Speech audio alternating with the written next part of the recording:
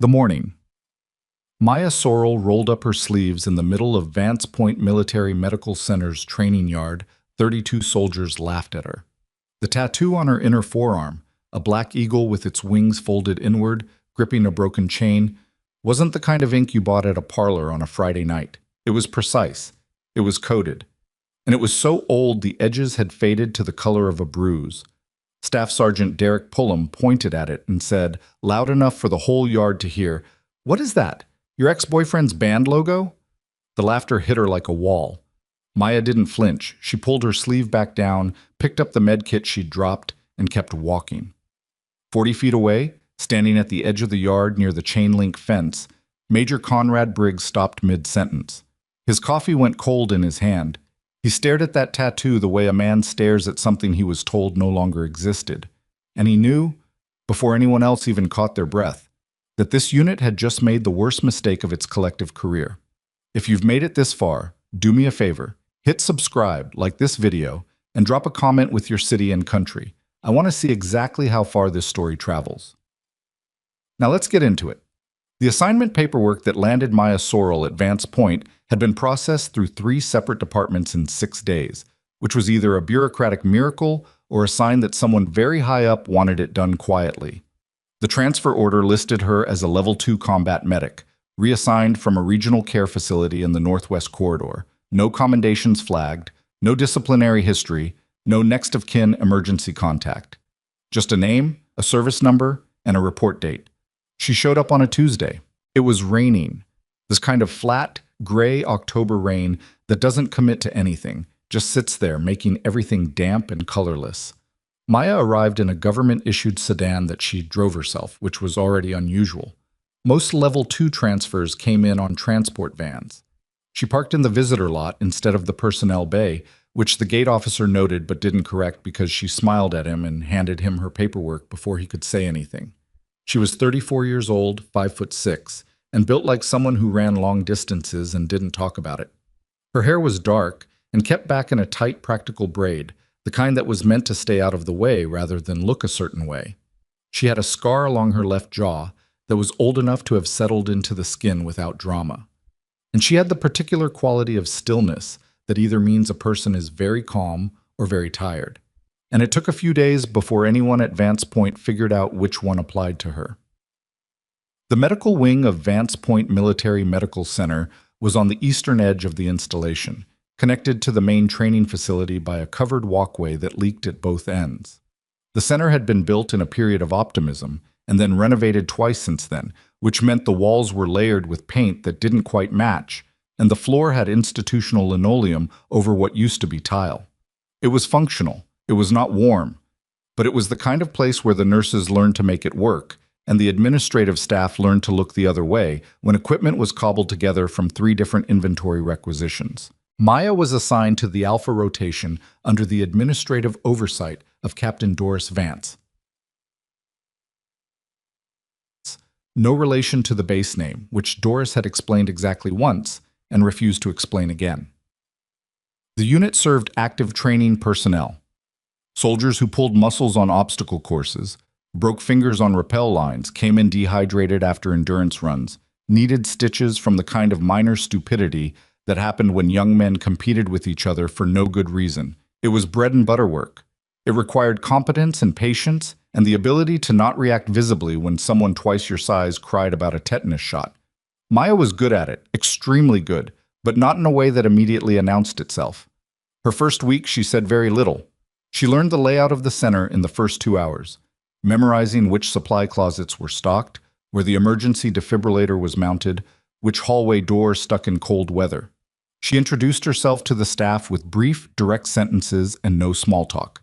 She remembered everyone's name after hearing it once, which a few people noticed and nobody commented on. She worked her shifts cleanly, documented everything precisely, and went back to her quarters without stopping in the break room. She ate lunch alone. The first person to take issue with her was Staff Sergeant Derek Pullum. Pullum ran the Alpha Unit's combat readiness drills, which included mandatory first aid integration training for medics, quarterly exercises where medical staff were expected to participate alongside soldiers in basic field exercises. It was designed to ensure that the medical team understood what they'd be dealing with in field conditions. Mostly, it was an excuse for Pullum to put people through scenarios he found amusing. He was 29, physically large, and possessed of the specific kind of confidence that comes from never having been genuinely wrong in front of the people whose opinion he cared about. He'd been stationed at Vance Point for 3 years, long enough to feel like he owned a part of it, and he had a network of loyalty among the junior enlisted that functioned less like respect and more like social pressure. People laughed at his jokes because the alternative was becoming one of them. When Maya showed up to her first integration drill, Pullum looked at her the way he looked at all the new medics, like she was an administrative problem that had wandered into his yard. "We doing this with a hat rack today?" he said, not quite to anyone, not quite to the group. A few soldiers snickered. Maya set down her kit bag, checked the buckles on her vest, and said nothing. The drill was a simulated casualty extraction. 4 soldiers playing wounded, 2 medics working under time pressure, Pullum calling out complications from a clipboard. It was designed to be hard. It was designed to make people panic a little. That was the point. Maya didn't panic. She triaged in under 40 seconds, established airway priority on the most critical simulation, coordinated with the second medic, a young man named Corporal Thomas Frey, who was visibly terrified of Pullum, and completed the extraction 2 minutes under the target time. Pullum stared at his clipboard. He looked up at her. "Lucky run," he said. "Sure," Maya said, and picked up her kit. That should have been the end of it. But Pullum didn't operate on logic. He operated on territory. And something about the way Maya moved through that drill, the way she hadn't looked to him for validation at any point, had registered as a challenge he hadn't issued and hadn't agreed to. The following week, he changed her equipment assignment without filing the update in the system. She showed up to the drill with a vest that had a faulty buckle on the left side, the kind of defect that wouldn't be obvious until it was under physical stress. He watched her the entire time. Watched to see if she'd blame the equipment, blame him, make a scene. She noticed the buckle was off within the first 3 minutes. She improvised a manual hold with a piece of medical tape from her kit, completed the drill, and afterward, without addressing Pullum directly, submitted a written maintenance report on the equipment with photographs, timestamps, and a formal recommendation for a full gear audit. Pullum read that report the next morning. His name wasn't in it anywhere. It didn't need to be. He started talking about her at meals. It began as small things, jokes at her expense, suggestions that she'd gotten her transfer paperwork filed by accident, that someone in the Northwest had been trying to get rid of her. Nothing that could be formally reported because nothing was direct enough. But it was consistent, and it built the way these things always build in close quarters. Through repetition, through the social physics of who laughs and who doesn't. Maya heard it. She had good ears and the walls of the center were not thick. She didn't react. She kept doing her job. The Thursday of her second week was when the tattoo became public. The integration drill that morning involved a simulated chemical exposure scenario. Medics and soldiers, both operating in partial protective gear, in the East Training Yard. The scenario required removing outer layers quickly to check for skin exposure, which meant sleeve rolling. Maya, focused on her simulated patient and the contamination checklist, pushed both sleeves up past the elbow without thinking about it. Pullum saw it first. "Hold on." He wasn't even talking to her. He was talking to the yard. "What the hell is that?" The training paused. Heads turned. Maya looked up, and for a half second she registered that she'd made an error. Not in the scenario, but in the exposure. The tattoo on her inner left forearm was visible. The black eagle, wings folded inward, gripping the broken chain, with 2 lines of angular text beneath it that weren't in any language most people at Vance Point would recognize. She pulled her sleeve down, but it was too late. "Seriously," Pullum said, walking toward her with the energy of someone who's found exactly the thing he'd been looking for. "Is that a band logo? A fraternity thing? What is that ink?" Doesn't matter," Maya said. "I think it does matter." He turned to the group. "You see that? She's got some kind of, what do you call that? Medieval eagle thing? Like from a fantasy movie?" The laughter started slow and then caught, the way it does when someone gives a crowd permission. 2 of the junior soldiers were actually pointing. One of them said something about a costume store. Someone else said the text looked like it came from a video game. Maya stood in the middle of it. Her face didn't move. She waited for the laughter to settle, finished rolling her sleeve down, and said quietly to Corporal Frey, "Simulation's still running. Your patient is in respiratory distress." Frey blinked and scrambled back to the scenario. Maya followed. Pullum watched her walk away. Something shifted in his expression. Not embarrassment exactly, but something more dangerous. He'd expected a reaction, anger, humiliation, tears, anything he could have used. What he got instead was nothing, and nothing was harder to manage than something. At the fence line, Major Conrad Briggs set down his coffee. He'd been passing through, a routine administrative inspection of the East Yard, nothing that required his presence at any particular moment. He was 51 years old, had a face that had been in weather for most of those years, and carried the particular economy of movement that belonged to people who had learned long ago that not every situation required them to walk fast. He had stopped when Maya rolled up her sleeves. He had seen the tattoo. Now he stood at the fence and watched her walk back into the scenario with the calm of someone who had done this. Exactly this. The management of other people's contempt. So many times that it no longer cost her anything.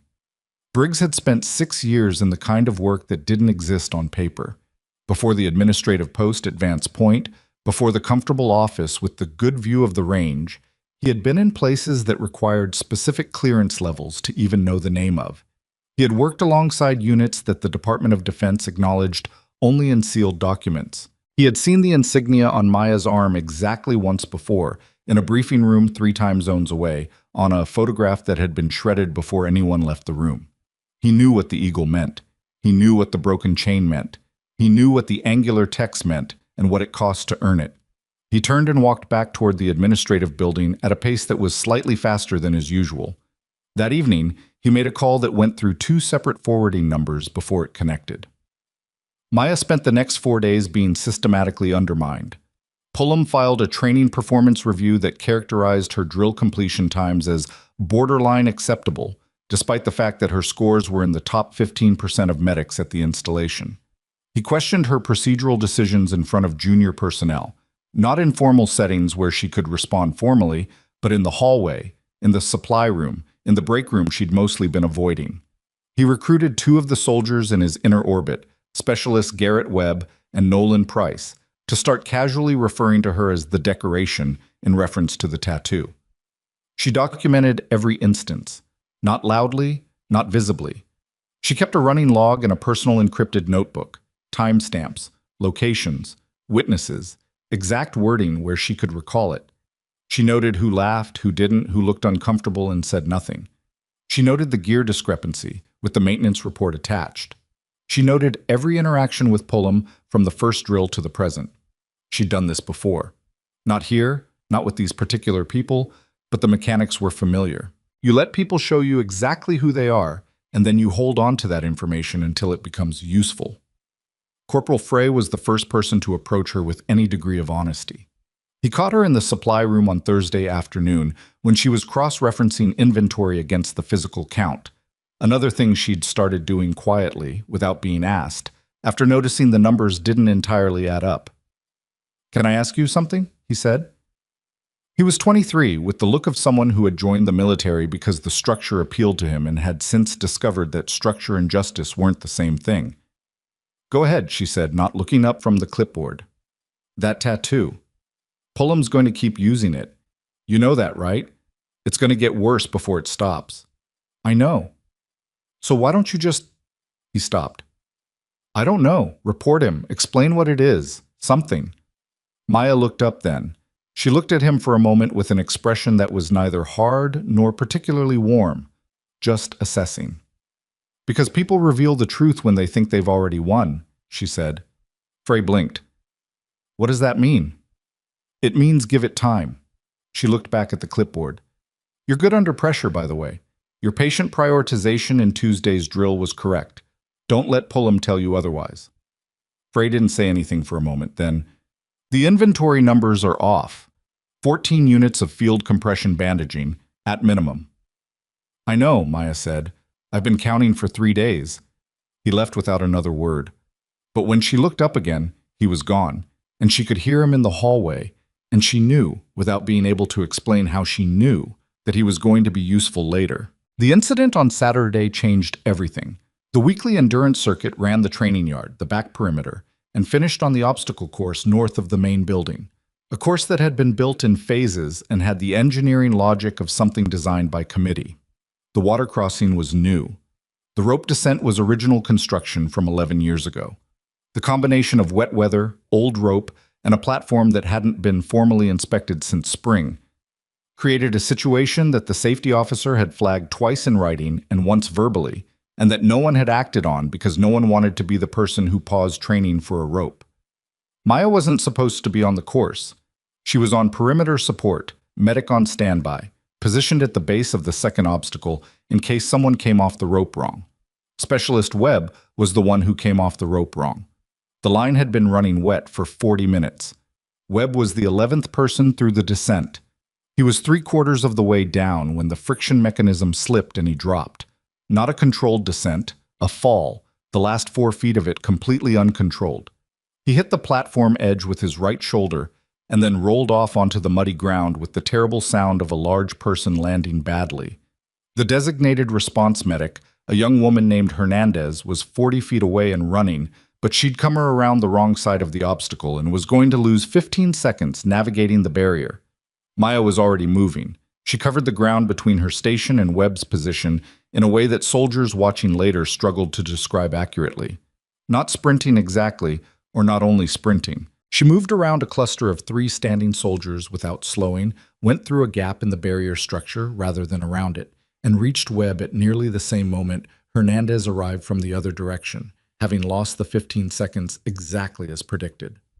Webb was conscious, which was fortunate, and screaming, which was appropriate given that his shoulder had clearly separated, possibly worse. Maya dropped to one knee beside him, ran an assessment in under 60 seconds. Airways clear, circulation intact. The shoulder was bad, but the more immediate concern was his neck, which he'd torqued on the fall and which needed to be stabilized before anything else happened. She did not have a cervical collar. She had not been positioned for a high-impact injury response. She had a standard medic kit designed for the kinds of things that happened at the base of an obstacle course: sprains, lacerations, the occasional seizure from heat. She improvised a collar from 2 rolled field dressings and a section of elastic bandaging in 40 seconds. Then she guided Webb's position, managed his pain response with verbal control while the collar was applied, and had him stabilized before the emergency response team reached them with the proper equipment. The response team medic, a veteran named Sergeant Dallow, looked at the improvised collar and said nothing for a moment. Then he said, "Who made this?" "I did," Maya said. She was already stepping back, making room for the proper equipment to be applied. "Where'd you learn that? That's a—" Dallow turned the collar over in his hands. "That's a combat field technique. That's not standard medic training." "I've read a lot," Maya said. She said it without inflection. She picked up her kit, moved back to her assigned position, and stayed there for the rest of the circuit. But Sergeant Dallow remembered, and 3 other people had seen it clearly enough to describe it later, including the safety officer who had been standing on the platform when it happened. Pullum heard about it before dinner. He didn't say anything at dinner. He was quiet in a way that was unfamiliar enough that Garrett Webb's squad mates noticed and exchanged looks. Pullum was not typically a quiet man. Quiet meant he was working something out, and the last time he'd gone quiet like that, Corporal Frey's assignment had been shuffled to the worst rotation for 6 weeks. That night, someone accessed the medical wing's supply room after hours. The access log showed a badge swipe at 2247 hours, which was odd because the after-hours authorization list for that room had exactly 9 names on it, and none of them had a scheduled reason to be there on a Saturday night. The camera covering the supply room corridor had developed a lens obstruction sometime in the previous 48 hours that had been logged but not yet repaired. Maya discovered the access anomaly at 0610 Sunday morning because she had started her day by cross-referencing the supply room log, which she had been doing every morning since Thursday. She stood in the doorway for a moment, looking at the register. Then she walked back to her quarters, opened her encrypted notebook, and added an entry. She did not report it yet. She was not ready to report it yet. Major Conrad Briggs requested her personnel file at 0730 Sunday morning. This was not standard procedure. Personnel file requests went through HR and required a stated purpose. Briggs had stated his purpose as training integration review, which was vague enough to be legitimate and specific enough not to raise flags if nobody was looking too hard. He read the file in his office with the door closed. It was a clean file, spotlessly clean, the kind of clean that doesn't happen naturally, the kind that happens when someone with serious clearance has gone through a record and extracted everything that would create questions. Her service history showed 3 years at the Northwest Regional Facility, a previous posting at Fort Marne in administrative support, and before that, a gap of 4 years that was notated as civilian transition period. Briggs had been around long enough to know what a scrubbed file looked like. He'd seen them on operators who'd been repositioned into civilian infrastructure, on analysts who'd been embedded in facilities where their actual purpose couldn't be documented, on people who'd done things in places that the military preferred to acknowledge with a file that said nothing instead of a file that said the wrong thing. He closed the file. He made a second call, this one through a channel that didn't run through the base switchboard. On Monday morning, the tattoo became an incident. Pullum filed a formal complaint with the training administration, not about Maya directly, but about unauthorized insignia and markings that may indicate non-standard organizational affiliation. It was precisely worded and almost entirely procedural, which meant it was designed to generate paperwork rather than results. What it actually generated was a requirement for Maya to appear before a formal review board, which was scheduled for the following Friday. The complaint was posted on the internal board. Maya read it in the morning. She sat with her coffee in the break room. She'd started using the break room in the second week on the logic that avoiding it wasn't worth the energy. And she read the complaint twice. Then she finished her coffee, washed the mug, set it in the drying rack, and went to begin her shift. Corporal Frey was in the hallway. "You saw it," he said. "I saw it. He's going to use the review board to build a case for removal. He's done it before. There was a medic last year." "I know about the medic last year," Maya said. Frey stopped walking. "How do you know about that?" "Sergeant Dallow told me. Not directly. He mentioned it in the context of something else." She paused. "Dallow's not part of it. He just knows things. You learn to listen to people who've been somewhere long enough." "Are you going to defend yourself at the board?" Maya looked at him.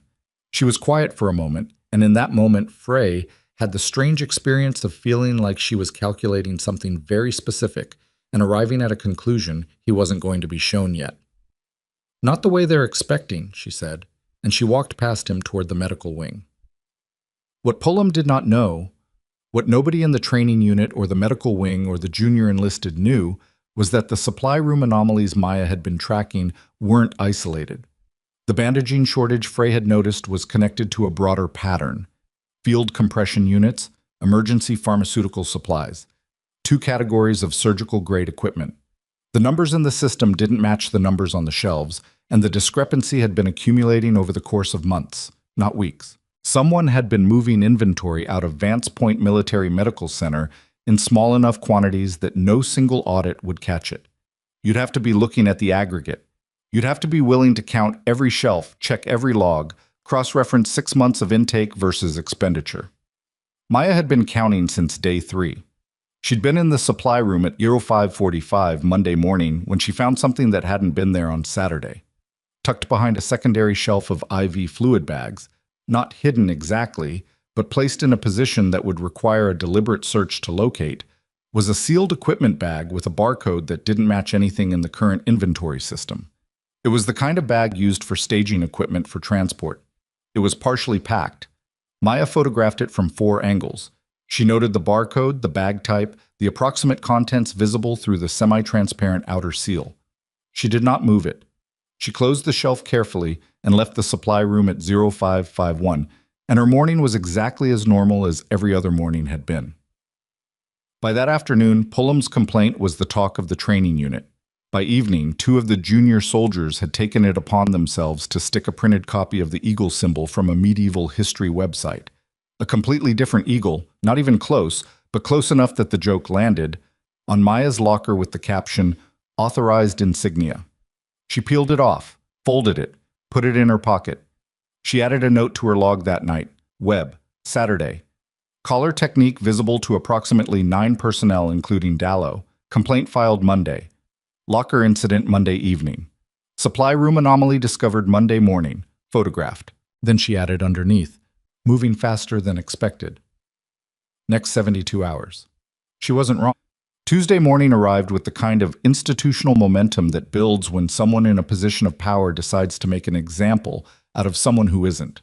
The review board date was confirmed for Friday. Pullum's administrative complaint had been formally received and was being processed. The training unit's inner orbit, Pullum, Webb, out with his shoulder, operating by phone, Price, and two others, was operating with the confidence of people who had run this play before and expected it to work the same way. And then Major Conrad Briggs walked into the medical wing at 0730, which was 45 minutes before his first scheduled meeting of the day, and asked to speak with Maya Sorrell privately. She was in the break room. He came in and closed the door, which drew exactly the amount of attention he'd expected, and he sat down across from her at the table where she was halfway through a cup of coffee that was going cold. He looked at her for a moment. She looked back at him. Neither of them said anything at first. Then Briggs said quietly, "How long have you been tracking the supply discrepancy?" Maya set her coffee cup down. "Since day 3, she said. Something moved across his face. Not quite surprise. Something that sat between confirmation and a very specific kind of concern. "How much have you found?" he asked. "Enough," she said. "But not everything. I need the transaction records from the last 8 months. I don't have access to those." "I can get you access," Briggs said.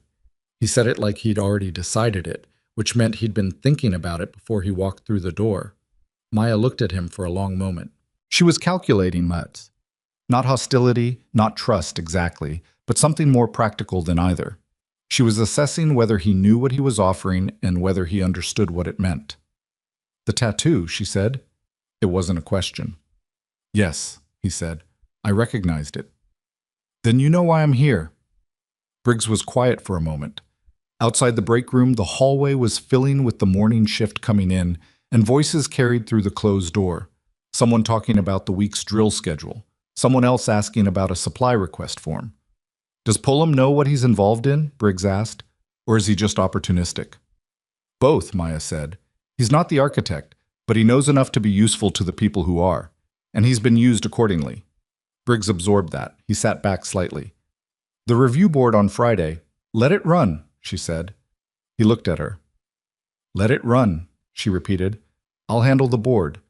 What I need from you is the transaction access, and I need to know whether the MP unit here has been flagged in the investigation or whether they're clean." "MP unit is clean," Briggs said. 3 of them. I've been in contact. They've been sitting on something they didn't know how to move forward." "Now they do," Maya said. She picked up her coffee. It had gone fully cold, but she drank it anyway, which was the kind of small human detail that somehow made Briggs feel less like he was talking to someone who operated entirely outside the normal range of experience, and more like he was talking to someone who was simply very good at a very difficult job and had been at it for a long time. "The incident with the gear on Saturday," Briggs said. "The improvised collar. People saw that." "I know. Pullum's going to use it at the board. Argue it proves you're misrepresenting your qualifications, that you have some kind of undisclosed background that constitutes a documentation violation." "He's right," Maya said. "My documentation is incomplete. He just doesn't know what it's incomplete in favor of." She set the cup down again. "What did you tell the contact you made?" "On the phone, after you saw the tattoo." Briggs paused. "That I believed we had a Tier 1 asset embedded in an active investigation at Vance Point, and that I intended to provide administrative cover until said investigation reached the point where cover was no longer necessary." Maya looked at him. "That was the right call," she said. "I've been around long enough to know what the eagle means," he said. "And I've been around long enough to know that the broken chain doesn't mean what most people think it means." She didn't respond to that, but something in the set of her expression shifted. Not gratitude exactly, just a kind of quiet acknowledgement that passed between two people who had both spent time in places the official record didn't mention. "Friday," she said. "Let Pullum run his argument. Let the board sit through all of it. I'll need approximately 40 minutes at the end." "You'll have it," Briggs said. He stood, straightened his uniform, and moved toward the door. He paused with his hand on the handle. "The soldiers who laughed," he said, "they don't know." "No," Maya said, "they don't." "What happens to them?" She considered this for a moment. Not cruelly, Just honestly, the way you consider a question that has a real answer, and the real answer isn't comfortable. Most of them get to be embarrassed, she said. That's all. That's enough. Briggs nodded once and left. Maya sat with the empty coffee cup for another minute. Then she opened the notebook. Not the encrypted one, the ordinary spiral-bound notebook she carried for shift notes. And on the last page, below a list of supply counts and access times, she wrote 4 words and circled them. 72 hours. Maybe less. She closed the notebook, put it in her pocket, and went back to work. In the supply room behind the IV fluid bags, the partially packed equipment bag sat exactly where she'd left it, holding whatever it held, waiting for the moment that was already in motion to arrive. 2 floors up, in the administrative wing, a printer started running paper that nobody had asked it to print yet. The transaction records for the past 8 months were queuing up. And somewhere in the installation's MP unit, 3 military police officers who had been quietly sitting on a half-formed case for 11 weeks were getting a phone call that told them, finally, that it was time to move. Maya's shift started in 4 minutes. She had a patient with a stress fracture coming in at 0800 and a supply count to finish before noon. She had a review board to appear before on Friday, a supply room with a bag that didn't belong there, and a staff sergeant who had spent 2 weeks building what he believed was a perfect case. She had 40 minutes at the end of that board. She intended to use every single one of them. The patient with the stress fracture arrived 11 minutes late, which meant Maya's 0800 had become a 0811, which meant she was running behind before the morning had properly started. His name was Private First Class Emmett Rourke, 19 years old, and he had the particular stubbornness of someone who had been told for 3 days that his foot was fine and had believed it because the alternative, admitting he couldn't complete endurance runs, felt worse than the pain. He sat on the examination table with his boot still on and his jaw set and told Maya it was probably just a bruise. "Take the boot off," she said. "I'm telling you it's—" "I heard you. Boot off." He took the boot off. His face went slightly gray when the pressure released, which answered the question before she even touched it. She worked through the examination with the efficiency of someone who had seen this particular injury in worse conditions than a medical wing with clean lighting and a supply of proper imaging equipment. She ordered the X-ray, documented the preliminary assessment, gave Rourke the specific and unambiguous information that he had a stress fracture of the second metatarsal and would be on restricted duty for a minimum of 6 weeks, and handed him the referral form before he had finished processing the first sentence. 6 weeks, he said. Minimum. My unit cycle evaluation is in 5 weeks. I know, she said. File for medical deferral. There's a form. I'll give it to you before you leave. He looked at the floor with the expression of someone recalculating everything they'd planned, and Maya watched him do it. And she didn't rush him and didn't offer empty comfort, just waited while he arrived at the part where he accepted the reality and started thinking about what to do with it. Is it going to heal right? He finally asked. If you stay off it, yes. And if I don't? Then it won't, she said. And you'll be making the same decision again in 6 months, except the options will be worse. Rourke was quiet. Then he nodded, once, in the reluctant way of someone choosing the smarter path, even though it cost them something. Maya wrote up the rest of his paperwork.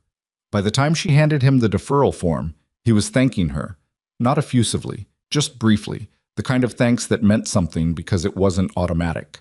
She had 4 more patients before noon and the supply count to finish and a report to write on the access anomaly that she was not yet filing, just compiling, building it the way you build something that needs to hold weight. Pullum found her in this hallway at 1340. He didn't make a scene this time. That was the thing that told her something had changed. The absence of theater. He stopped beside her near the linen supply room with the careful positioning of someone who wanted a conversation that no one else could clearly see, and he said very evenly, "The board on Friday is going to go a specific way."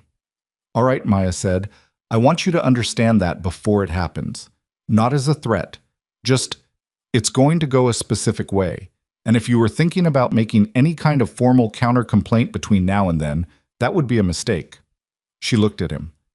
"Is that all?" Something passed through his expression, an uncertainty he didn't want her to see and almost succeeded at hiding. "You're not worried." "Should I be?" "Most people in your position would be." "I'm not most people," she said, and walked past him toward the medical wing.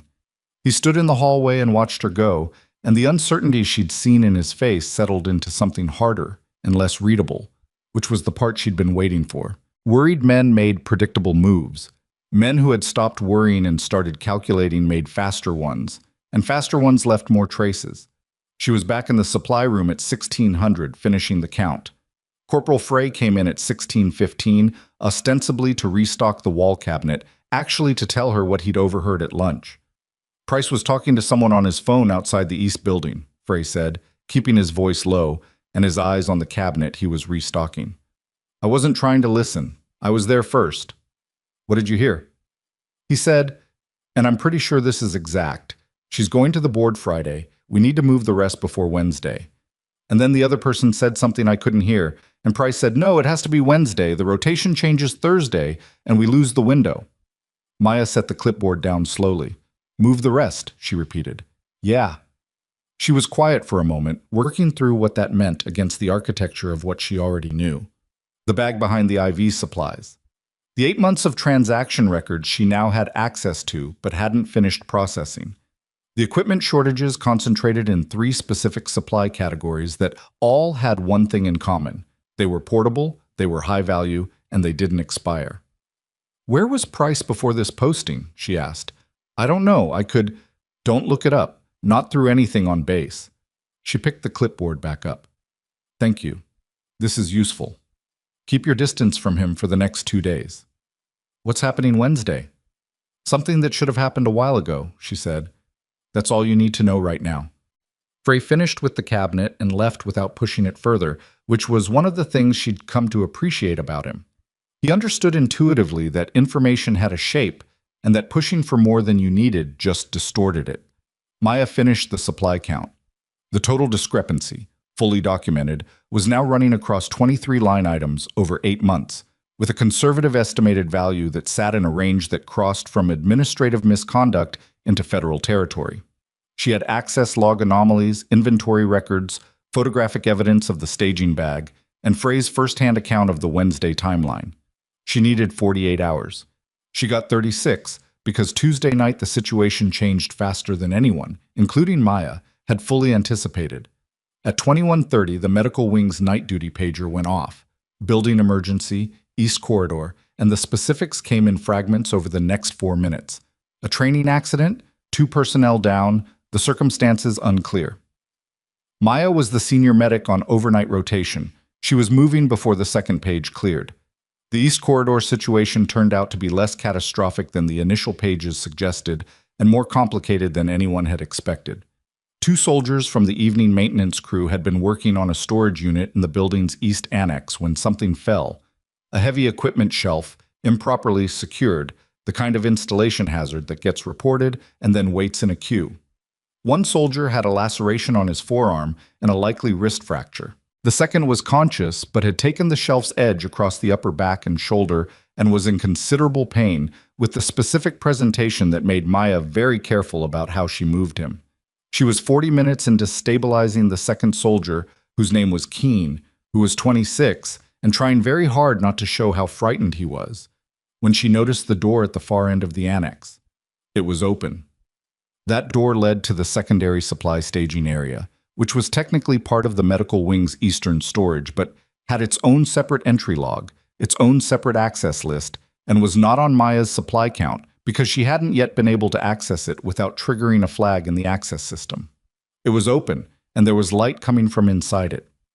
Stay still, she told Keene. Your airway is clear, your circulation is intact, and I need you to keep your upper body exactly where it is. Can you do that? Yeah, Keene said through his teeth. Good.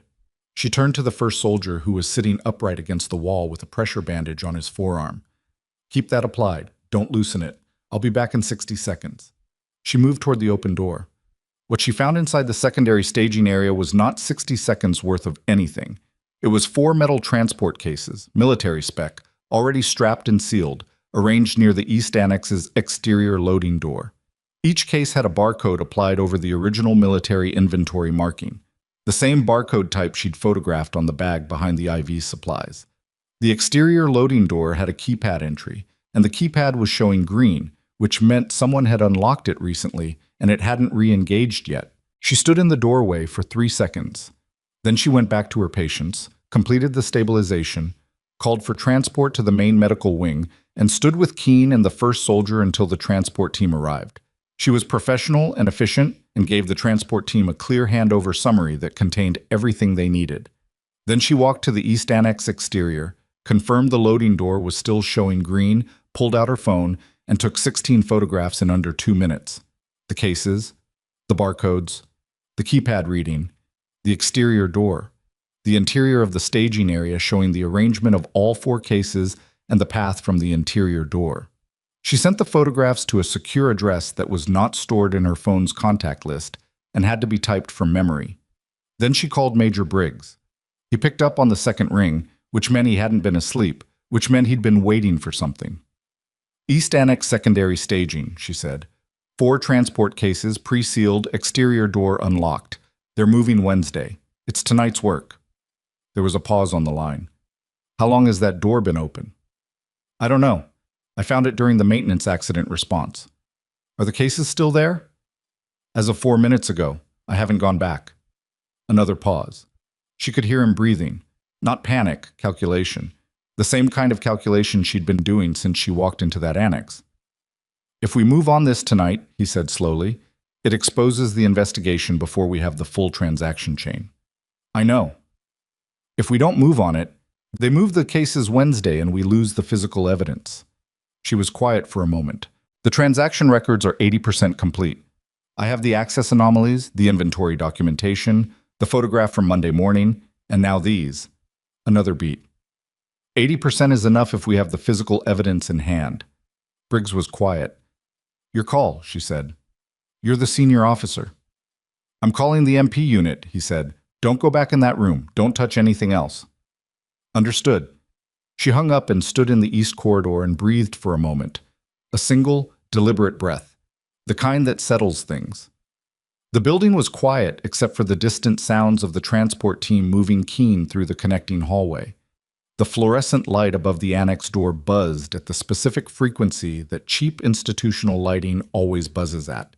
There was a streak of something, grease or mud, on the cuff of her left sleeve from where she'd braced against the floor beside Keene, and she noticed it now in the way you notice small things when the larger thing has moved out of your hands and into someone else's.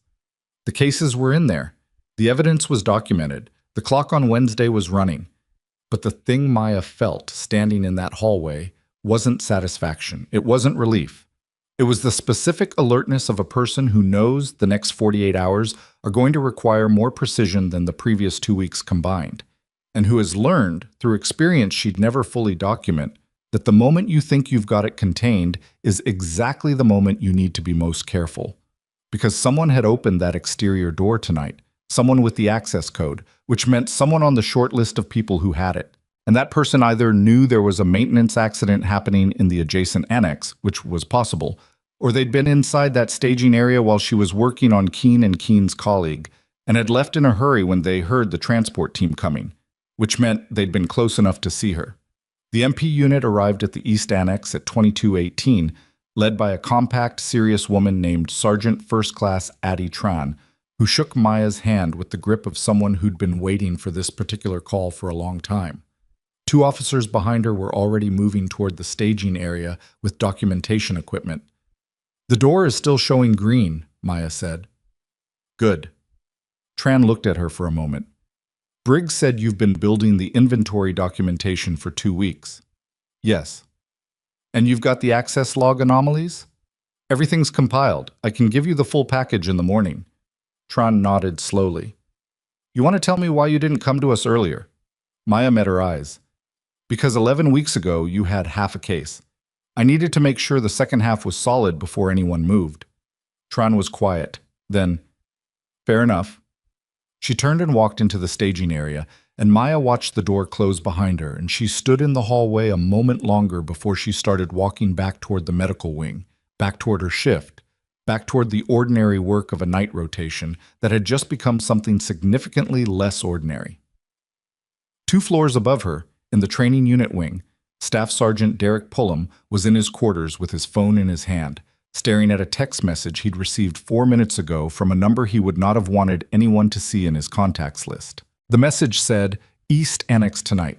Someone was in there. Pullum read it 3 times. Then he typed back, "How bad?" The response came in 20 seconds. Bad enough. Board Friday doesn't matter anymore. Cut it now or we're done. Pullum set the phone face down on his bed and sat with the particular stillness of a man who has just discovered that the ground he was certain about has developed a fault line running directly through the middle of where he's standing. Somewhere in the East Annex, Sergeant First Class Tran was documenting 4 transport cases that weren't supposed to exist, and Maya Sorrell was at the nurse's station filling out her incident report for the maintenance accident. Clear, accurate, fully procedural. With a second document open in a separate tab on the workstation, the one she'd been building for 12 days, now sitting at 90% complete. 10%. That was all she needed. She had until Wednesday. And Wednesday arrived with the cold efficiency of a deadline that doesn't care how ready you are. Maya was at the workstation at 05:30, 20 minutes before her shift technically began, finishing the last section of the documentation package. The transaction records Briggs had unlocked for her covered 8 months and 47 separate inventory movements, and she had cross-referenced each one against the access logs, the supply count discrepancies, and the barcode photographs. What emerged wasn't complicated. It was actually very clean, in the way that methodical theft tends to be clean when the people doing it are careful but not careful enough. The pattern was clear. The participants were identifiable. The timeline was consistent. She finished at 0612. She printed nothing. Everything stayed encrypted and logged, accessible to Tran's unit through the secure channel Briggs had established 2 nights ago. Then she closed the document, opened her shift log, and started her day. The medical wing was quiet at that hour. The particular institutional quiet of a facility between the night shift's exhaustion and the morning shift's momentum. The hallway lights were still on their overnight setting, slightly dimmer, slightly more yellow. Someone had made coffee in the break room and left it sitting long enough that it had passed from fresh to tolerable to actively bad, and Maya poured a cup anyway because the alternative was nothing. Sergeant Dallow was in the break room when she got there. He was in his civvies, which meant he was coming off an overnight rather than starting a morning. He looked at her with the particular expression of a man who has been watching something develop for 2 weeks and has decided he's watched long enough. "You want to tell me what's happening?" he said. Maya drank the bad coffee. "Not yet. Tran's unit was in the East Annex until 0200 last night. That's not a maintenance follow-up." "No," she agreed. "It's not." Dallow was quiet for a moment. He was 53, had a face like worked leather, and had been a medic for longer than some of the soldiers on base had been alive. He wasn't easy to read, but Maya had been reading him for 2 weeks, and what she saw now was not alarm. It was the measured patience of someone who had seen enough situations resolve themselves to know when to push and when to wait. "The inventory's been wrong for months," he said. It wasn't a question. "Yes. I noticed. Didn't know what to do with it." "You weren't supposed to. Not yet." She set the cup down. "It's moving now. Give it 48 hours. Dallow absorbed that. "And the board on Friday? Pullum's complaint?" Something crossed Maya's face. Not quite amusement. Not quite something harder. "That's still happening. You're going to let it happen." "All the way to the end," she said. He looked at her for a long moment. Then he said, "That tattoo. I've been in this work for 30 years. I've seen a lot of service insignia." He paused. "I've never seen that one." "Most people haven't," Maya said. "Should I have?" She picked up her coffee again. "Probably not. That was mostly by design." She paused. "You reported the rope condition twice, in writing." Dallow blinked at the shift. "Yeah." "And once verbally to Captain Vance." "Yeah." "I have that documentation. Both written reports, the verbal log. When this moves, that's going to matter. You did the right thing." Dallow didn't say anything for a moment. Then he stood, rinsed his mug in the sink with the efficiency of someone who'd cleaned up in worse places than a break room, and said, "I'll be in at noon. If something comes apart before then, call me." "I will," Maya said, and meant it. He left. She finished the coffee, which had not improved. By 0900, the tension in the building had developed a texture. It wasn't obvious.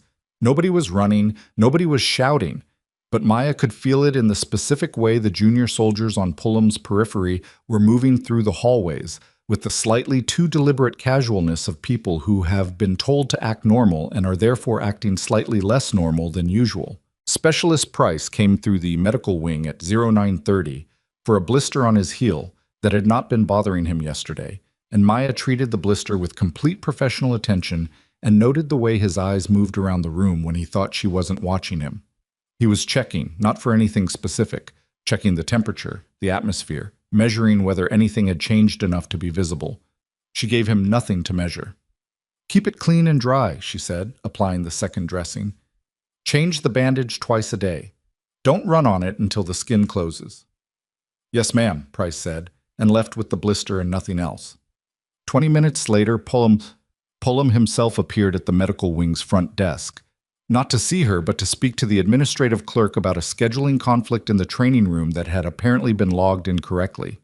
Maya was 3 meters away doing a medication inventory, and she could hear every word of the scheduling conversation, which was real and genuinely mundane, and she could also see in her peripheral vision that he was watching her with the portion of his attention he thought she couldn't detect. She counted gauze pads. She did not look up. He left after 4 minutes. Maya put the gauze count in the log and then stood still for a moment, her hand on the shelf, running through the timing. TransUnit had the physical evidence from the annex. The documentation package was complete and transmitted. The transaction records were on record. Pullum's review board was in 3 days. The variable she couldn't fully control was the timeline on Pullum's side, whether the message from the contact she hadn't been able to identify yet would accelerate his movement, whether he would do something between now and Friday that changed the shape of the endgame. She was still working through it when her pager went off at 10:47. Training accident, East Range, multiple casualties. The East Range was the live fire adjacent area. Not active ammunition, but the obstacle courses that simulated the physical demands of live fire conditions, which meant the obstacles were harder, the surfaces were more unforgiving, and the accidents, when they happened, tended to be more serious. Maya grabbed her kit and moved. The scene when she arrived was controlled chaos, which is the only kind of chaos a functioning medical unit can afford. 4 soldiers down, 1 with a clear fracture of the right tibia from a bad landing on the rope descent.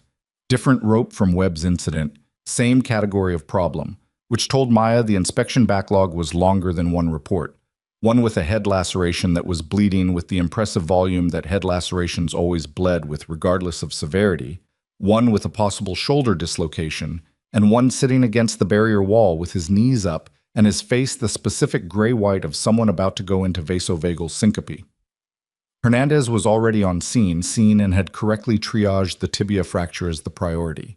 Maya moved to the 4th soldier, the one with the gray face, because vasovagal syncope in a physically stressed 20-year-old in the field could cascade badly and was faster to stabilize than it looked. "What's your name?" she said, dropping to one knee beside him. "Kowalski," he managed. "Kowalski, look at me." She put 2 fingers on his wrist. Pulse was there, rapid, thready. "Did you hit your head?" "No, I saw Paulson's leg and That's fine, that's normal. You're going to lie down now." She guided him down, got his legs elevated with her kit bag, and talked him through it with the specific, low-key certainty of someone who needs the other person's nervous system to stand down. Not soothing exactly, just matter of fact, the way you are when you need someone to believe that the situation is manageable. "Your body's being dramatic. We're going to give it 60 seconds to figure that out." Kowalski made a sound that was something between a laugh and a groan. Dramatic. "Yeah, completely normal response to a stressor. Just boring physiology. Stay down." She left him with his legs up and moved to the head laceration. Private Nasser, who was conscious and irritable about the blood in his eyes, and needed to be reassured that scalp wounds looked worse than they were, and then needed the wound properly assessed to confirm that was actually the case here. It was. She cleaned it, closed it, documented it, and had moved on to assist Hernandez with Paulson's tibia by the time the emergency transport arrived. The tibia fracture was bad. Paulson was in significant pain and not managing it quietly, which was fine. Maya had stopped expecting people to be stoic about broken bones at roughly the same time she'd stopped expecting people to be stoic about anything else genuinely painful. She administered pain management through proper channels, stabilized the fracture with the transport team, and made sure Paulson's information was fully transferred before the vehicle left. She was doing a post-scene documentation check, standing at the edge of the East Range with her clipboard, accounting for every piece of equipment she'd brought out, when Sergeant First Class Tran appeared at her left shoulder with the quiet materialization of someone trained to move without announcing themselves. "We have a problem," Tran said. Maya kept writing. "What kind?" "The fourth case. The fourth case." Tran's voice was very even. "It's gone." Maya stopped writing. Not the pen stopping, her whole body going still in that particular way. It went still when new information arrived that required immediate recalculation. She looked at Tran. Gone as in moved, or gone as in removed from the installation? Gone as in not in the annex when my officers went back in at 0600 for secondary documentation. The other three are there, the fourth is not. The exterior door was relocked. Whoever moved it had the code. Access log? Wiped. Someone with admin-level access ran a log flush between 0200 and 0530. We have the timestamp of the flush, but not the identity. The flush command itself cleared the record of who issued it. Maya looked back at her clipboard. She was thinking, and the thinking wasn't comfortable, and she let it be uncomfortable rather than reaching for false certainty. Someone had been in that staging area while she was working on Keen. Someone who'd been close enough to potentially see her face had seen the MP unit arrive, and had moved fast enough to retrieve one case before the YO 600 secondary documentation sweep. "The barcode on the fourth case," Maya said. "I photographed it." "We have the photograph. We're running it." "How long?" "Few hours. Maybe less if the database cooperates." Tran paused. "This changes your Friday timeline." "Not necessarily." Maya clipped her pen back to the board. "If the case moved off installation, there's a recipient. A recipient means a transaction. A transaction means a record somewhere, even if it's not in the system we've been looking at." She looked at Tran directly. "The person who flushed the access log, that requires admin credentials." "What's the list?" 14 people on base have that access level. "Cross it against the people who knew we were in the annex last night." Tran's expression shifted slightly. The micro-adjustment of someone who has just been handed a thread they should have pulled themselves and is honest enough to acknowledge it. "I'll have it in 2 hours." "Good." Maya turned back toward the medical wing. "Pullum's board is still Friday. Let it run. Whatever happens with the case, let the board run." Tran watched her walk away with the expression of someone recalibrating their understanding of a situation they thought they'd already understood. The rest of Wednesday moved the way days move when everything important is happening beneath the visible surface. The ordinary work continuing, the machinery of consequence grinding forward out of sight. Maya ran her afternoon shift with the focus that comes from needing ordinary tasks to stay ordinary. 2 post-exercise evaluations, a follow-up on Rourke's stress fracture, a medication reconciliation that had been sitting in the queue for 3 days. She was precise and present and gave each patient the full attention the situation required because the alternative, letting her mind drift to the access logs and the missing case and the admin credential list, helped nobody and cost her the one thing she reliably controlled, which was the quality of what was right in front of her. Frey found her at 1630 near the East Corridor water station, and the look on his face was the look of someone carrying something they weren't sure how to hand over. "Tell me," she said. "Price requested emergency leave this afternoon. Personal emergency," he said. Captain Vance approved it. She had no reason not to. He stopped. "He's not in his quarters. His car is gone from the lot." Maya was quiet for 3 full seconds. "When was the request filed?" 14:10, which was 4 hours after Tran's officers had gone back into the annex and found the 4th case missing. Maya did the arithmetic. Someone on the admin credentials list had flushed the log in the early morning hours, and 4 hours after the secondary documentation sweep confirmed the case was gone, Price had filed for emergency leave and driven off the installation. "Did he clear the gate?" she asked. "I don't know." "Find out. Don't make it obvious. Ask someone who processes gate logs for a different reason. Tell them you're looking for a vehicle maintenance record." Frey nodded, already moving. Maya stood by the water station for a moment. Price was not on the admin credentials list. She was fairly certain of that, because his rank and posting didn't carry that level of system access, which meant he wasn't the one who flushed the log, which meant the person who flushed the log was still on base, still operating, still inside the 14-person circle that Tran was narrowing down. And Price leaving was either panic, a foot soldier cutting his losses when the operation showed signs of pressure, or it was coordinated, a distraction, a decoy, something designed to pull focus toward him and away from someone who was staying exactly where they were supposed to be. She went back to work. At 18:20, Tran called her through the secure channel Briggs had set up. Not a baseline, a routed external number that looked, to anyone monitoring, like a personal call from an off-base contact. The barcode on the fourth case traces to a medical equipment resale company out of Dearborn. Shell company, 3 layers deep, but the third layer has a registered agent whose name matches a prior investigation out of Fort Hale from 4 years ago. Equipment theft, same methodology, never prosecuted because the primary witness recanted. Who was the lead investigator on Fort Hale? Maya asked. A pause on the line. Major Alan Pruitt, who is currently the installation's logistics coordinator at Vance Point. Maya sat with that for a moment. Pruitt. She'd seen him twice. Once in the hallway outside the administrative wing, once at a base-wide briefing she'd been required to attend in her second week. 50s, administrative bearing, the kind of man who occupied institutional space so naturally that he became part of the background. He'd been at Vance Point for 2 years. He had a logistics coordinator's full admin access to every supply system on the installation.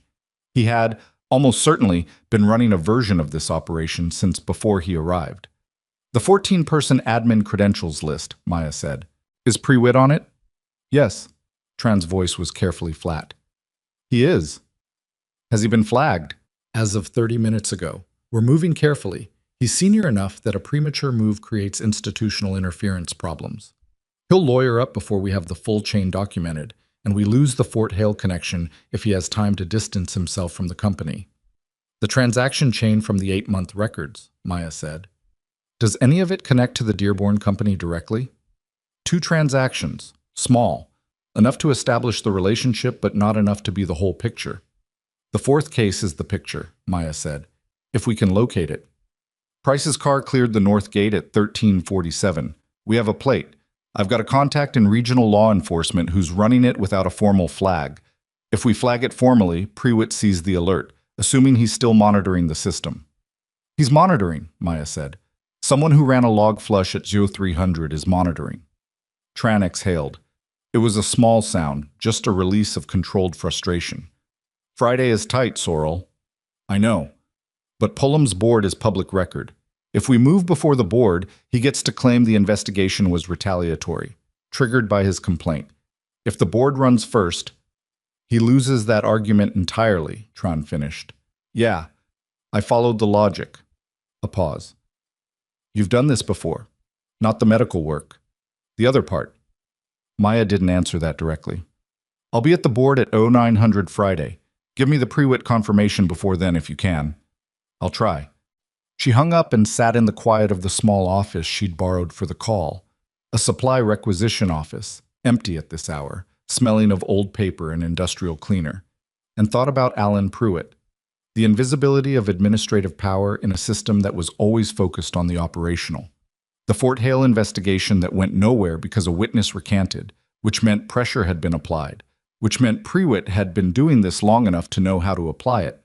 The 2 years at Vance Point, the infrastructure built quietly, the shell company with its 3 layers of legal distance, and Pullum, who wasn't the architect but had been useful, who had filed a formal complaint about a tattoo because it was the tool available to him, without understanding that the woman he was trying to remove was the exact reason the operation was about to end. Thursday was the day things began to surface. It started with Corporal Frey confirming, through a conversation with a gate officer, he knew from a prior posting that Price's vehicle had been logged exiting with a load weight inconsistent with a single occupant and standard personal effects. The gate officer hadn't flagged it at the time. Load weight discrepancies on personal vehicles didn't auto-alert, but the log entry existed. Frey documented it, photographed the log entry on his personal phone under the pretense of checking his own vehicle record at the same terminal, and passed it to Maya at 7:15. Maya forwarded it to Tran without comment. At 0900, something happened that no one had planned for. Private Keene, the soldier from the maintenance accident, the one with the back injury, was moved from the main medical wing to a short-term recovery room in the East Building while he awaited a transfer order to a regional rehabilitation facility. In the process of clearing his personal effects from his first room, a staff medic found a folded piece of paper that had slipped between the mattress and the wall, which Keene identified as something he'd found on the floor of the East Annex on the night of the accident, before Maya arrived. He'd picked it up automatically. The instinct to not litter, the background military conditioning to keep a space clean, and had forgotten it in the aftermath of the injury and the medication. It was a printed shipping manifest. Partial. One page, torn at the bottom, formatted for a commercial freight transaction rather than a military supply transfer. The destination field at the top was intact, a warehouse address in a city 200 miles from Vance Point. The date field was that night, the night of the maintenance accident, the same night the exterior loading door had been left showing green. Maya held the manifest in her gloved hand for approximately 4 seconds before she photographed it 6 times from 3 angles, bagged it, and called Tran. Tran's response, when she heard about it, was a single word that was not suitable for formal documentation, but expressed the sentiment accurately. Then, "Warehouse address, I'm running it now. Give me an hour." "It's on the manifest," Maya said, "along with a freight company name." Another pause. "Is it the same shell company?" "No, different name, but the formatting matches the barcode labels on the cases. Same template, different header?" "That's a second entity," Tran said, "which means a second layer we didn't have yesterday." "Or it's the same operation with a cleaner front," Maya said. "Check the registered agent. I'll bet it rhymes with Fort Hale." It didn't rhyme with Fort Hale, but the registered agent had a spouse whose maiden name matched a name in the Fort Hale case file. A peripheral figure, noted and dismissed at the time, which was exactly where you'd want a peripheral figure to stay. Tran's contact confirmed it by 1100. The operation had roots that went back further than 4 years, and Prewitt hadn't built it alone. Thursday afternoon, Pullum did something that surprised her. He came to the medical wing at 14:30, and he didn't come to make a scene, didn't come with Price at his shoulder. Price was still absent, the emergency leave still listed as active. He came alone and he asked the desk clerk if he could speak to Nurse Sorrell, and when Maya came out to the hallway, he was standing there with the posture of someone who had spent the last 24 hours doing something very uncomfortable, which was reconsidering. He wasn't there to apologize. She could see that immediately. He wasn't built for the clean version of that. But there was something around his eyes, a tiredness. And beneath the tiredness, something that might have been a version of unease that was newer and different from the operational anxiety she'd been watching build in him since Tuesday.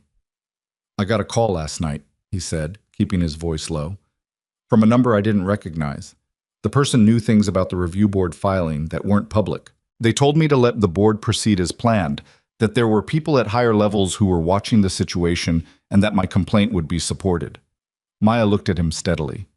"And this morning Price didn't show up for formation, and I found out he'd left on emergency leave. And then I heard Tran's unit had been in the East Annex Tuesday night." He paused. "I filed a training complaint about an ink marking on a medic's arm. That's what I filed. And now Tran's unit is involved and Price is gone, and someone I've never met is calling me to tell me my complaint will be supported." His jaw tightened. "I'm not an idiot, Sorrell." "I know you're not," she said. "What is happening on this installation?" She looked at him for a long moment. The hallway was empty except for them. She'd noted that before coming out, the same reflex that made her note exits and sightlines without thinking about it. "Your complaint is on the record," she said. "The board is Friday. I'm going to be there, and what happens at the board is going to answer a lot of your questions." She paused. "The phone call you got last night, did the person give a name?" "No." "Did they tell you specifically not to withdraw the complaint?" Pullum's eyes shifted slightly. "Yes." "Did they tell you why?" "They said withdrawing it would draw more attention to the situation than letting it proceed." He stopped. "That didn't make sense to me then. It makes less sense now." Maya considered that. Someone wanted the board to proceed, someone who wasn't Tran, wasn't Briggs, and clearly wasn't on Maya's side of this situation. The board created a public forum. A public forum created an audience. And an audience could be useful if you were planning to use the proceeding to introduce a counter-narrative before the investigation went formal. Prewitt. Or someone connected to Prewitt, trying to manage the front end of what was coming. Don't withdraw the complaint, Maya said. Pullum stared at her. You want the board to happen. Yes, even though it's about you. Especially because it's about you, she said. Show up Friday, Derek. You'll understand why by the end of it. It was the first time she'd used his first name. She hadn't planned it. It came out naturally, the way things do when a conversation crosses from formal to something more direct. And she watched it register in his face, the small recalibration of a man who had spent 2 weeks treating her as a target and was now standing in a hallway being told, gently and without obvious triumph, that the situation had dimensions he hadn't accounted for.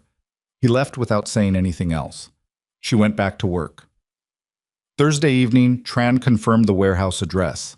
A regional law enforcement contact, kept carefully off the formal investigation chain to prevent Prewitt from seeing a flag, conducted a drive-by of the address and confirmed active freight activity, vehicles consistent with logistics operations, and a receiving dock that had processed incoming cargo within the past 48 hours. No enforcement action, just confirmation. The fourth case, in all probability, was in that warehouse. Briggs called it 2000.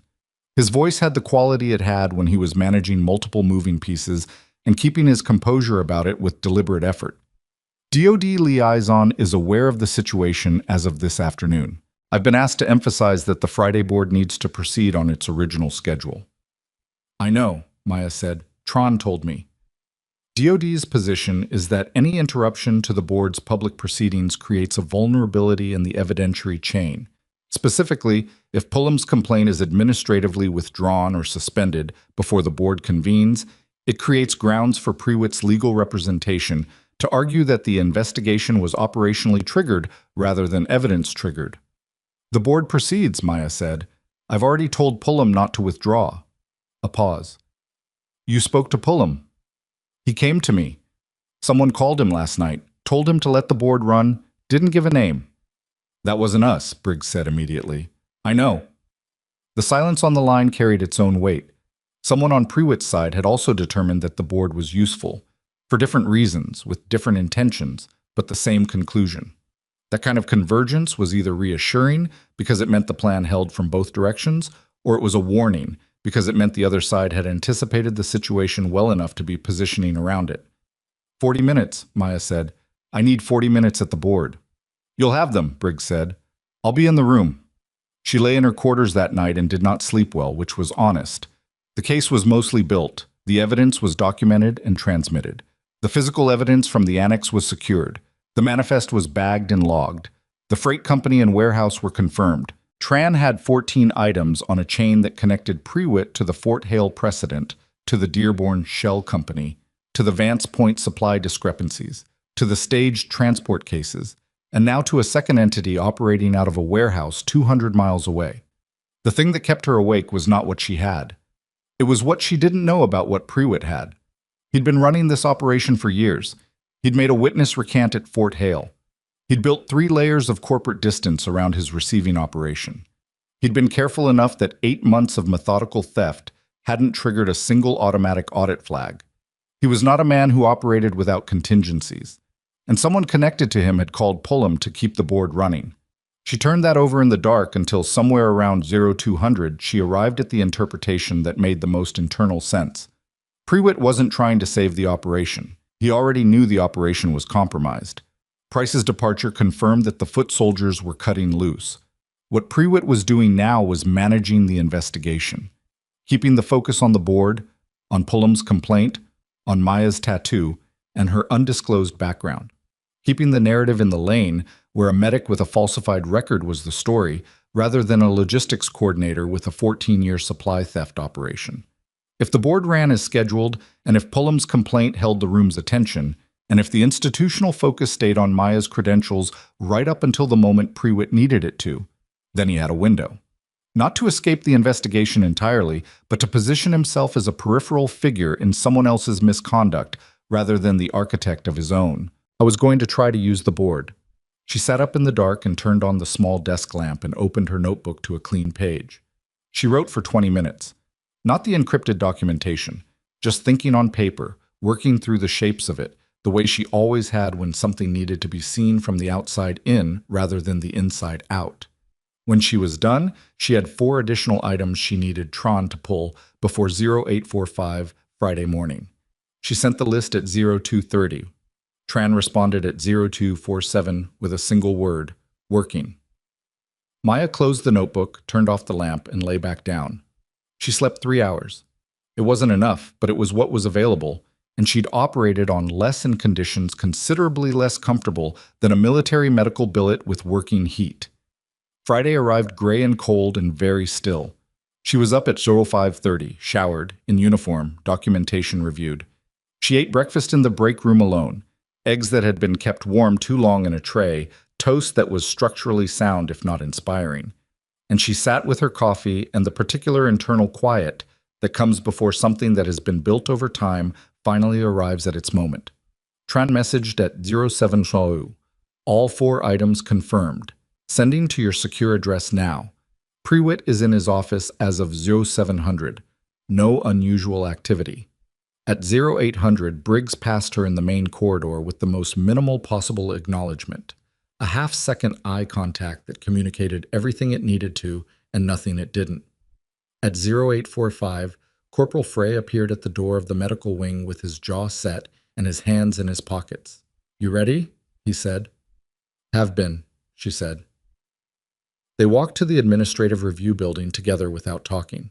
The building had a formal hearing room on the 2nd floor that was used for board proceedings, disciplinary reviews, and the occasional ceremony that required more space than a standard office.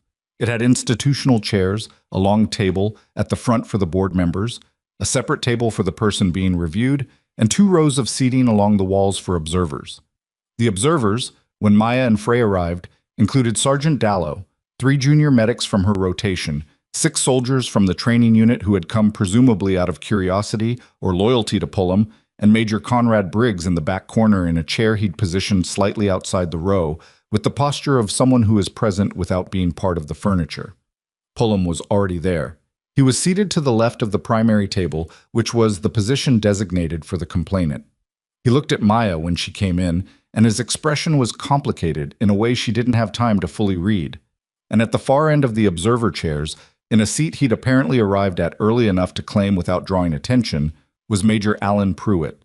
He was in full uniform. His posture was correct and relaxed. He had a notepad on his knee and a pen in his hand, and the expression of a man attending a routine administrative proceeding that has no particular bearing on his morning. He did not look at Maya when she came in. The board convened at 0900 exactly. 3 members, a lieutenant colonel named Pierce, who chaired, a major named Souza, who handled documentation, and a chief warrant officer named Drummond, who was there for technical advisory on military medical standards. Pierce opened the proceedings with the standard administrative language, confirmed the nature of the complaint, unauthorized insignia, potential undisclosed background, concerns regarding qualification representation, and invited Staff Sergeant Pullum to present. Pullum presented. He was organized and he was thorough, and he was, Maya noted, more careful than she'd expected. Less performance than she'd seen from him in the yard, more focused, as if he'd spent the week preparing a case rather than a takedown. He documented the tattoo sighting, the circumstances, his concerns about the insignia. He introduced the gear proficiency incident from the Saturday obstacle course as evidence that Maya's skills exceeded what was documented in her service record. He presented the improvised cervical collar incident via Sergeant Dallow's observation. Dallow, to his credit, provided the factual account without editorializing. Pullum argued that the combination of undisclosed skills and unexplained insignia suggested a service record that did not accurately represent the person it described. It was technically not wrong. Lieutenant Colonel Pierce thanked Pullum and turned to Maya. "Ms. Sorrell, you've heard the complaint as presented. Do you have a response?" "I do," Maya said, "and I'll need approximately 40 minutes. Pierce's eyebrows moved slightly. "That's an unusual request for this type of proceeding." "I understand. I'd ask for the board's patience." She reached into the folder she'd brought, physical copies of the documentation package, printed that morning from the secure address. "I have materials I'd like to submit to the record, with the board's permission, that are relevant to the complaint and to several other matters connected to this installation." Prewitt's pen stopped moving. It was small. The pen just ceased its idle motion on the notepad, but Maya caught it, and she suspected Briggs caught it from his corner. "The complaint against me is accurate in its core observation," Maya said, addressing the board with the even delivery of someone who has rehearsed this, not for performance, but for precision. "My service record does not fully represent my background. That's correct." Staff Sergeant Pullum identified a real discrepancy. She paused. "The reason for that discrepancy is that my actual service record is classified at a level that requires DoD authorization to access. My transfer to Vance Point Military Medical Center was not a routine reassignment. It was a directed placement, approved at the Major General level, for the purpose of investigating a supply theft operation that had been active on this installation for a period of not less than 8 months." The room went very quiet. Not the quiet of boredom or inattention, the quiet of a large number of people simultaneously recalibrating what kind of room they were sitting in. Pullum was staring at her. "At this time," Maya continued, "I'd like to submit to the board's record a documentation package comprising 8 months of supply inventory discrepancies totaling 23 line items and an estimated resale value in the federal felony threshold, access log anomalies from the medical wing secondary staging area, photographic evidence of staged transport cases prepared for off-installation transfer, a freight manifest recovered from the scene of Tuesday night's maintenance accident in the East Annex, and transaction records linking supply movements from this installation to 2 external entities, both connected to a prior investigation at Fort Hale Military Installation, case number." "I need to stop this proceeding," the voice came from the observer chairs. Prewitt was standing up. He had the look of a man executing a contingency, controlled, not panicked, the motion of someone who had planned for this moment and was now running it. "Lieutenant Colonel Pierce, I need to flag a procedural concern. The materials this individual is attempting to introduce into a personnel board record have not been vetted through proper evidentiary channels. Introducing potentially classified materials into a non-classified proceeding creates a Major Prewitt." The voice from the door was Sergeant First Class Trans. She was standing in the doorway with 2 MP officers, and she was looking at Prewitt with the specific quality of attention that is not aggressive and does not need to be. "I'd ask you to sit down," Tran said. "Sir?" The room had stopped breathing. Prewitt looked at Tran, looked at the 2 MP officers, looked at the documentation folder in Maya's hands, and then, with the precision of a man who had run out of contingencies, he sat down. The pen was still in his hand. He set it on the notepad very carefully, as if that small, careful action was the last organized thing available to him. "Lieutenant Colonel Pierce," Tran said, stepping into the room, "I apologize for the interruption to these proceedings. At this time, I'm requesting a brief recess to allow for the formal introduction of investigation materials that are directly relevant to the complaint before this board, and to the conduct of at least one individual currently present in this room." Pierce looked at Tran, looked at Maya, looked at Prewitt, who was sitting in his chair with the stillness of a man who had just watched the architecture he'd built over 14 years begin to come apart at its load-bearing points, quietly, without drama, exactly the way solid things do when the foundation goes. "Board is in recess," Pierce said. 15 minutes. In the 15 minutes that followed, Major Alan Prewitt was formally detained in the hallway outside the hearing room by Tran's unit, with the procedurally correct language and without visible incident. He did not resist. He made one statement, that he intended to have legal representation before answering any questions. This was his right, and he was informed of it. Specialist Nolan Price was located by regional law enforcement at a freight depot 20 miles from the warehouse address on the shipping manifest, in the company of a man whose identity matched the registered agent for the second shell company.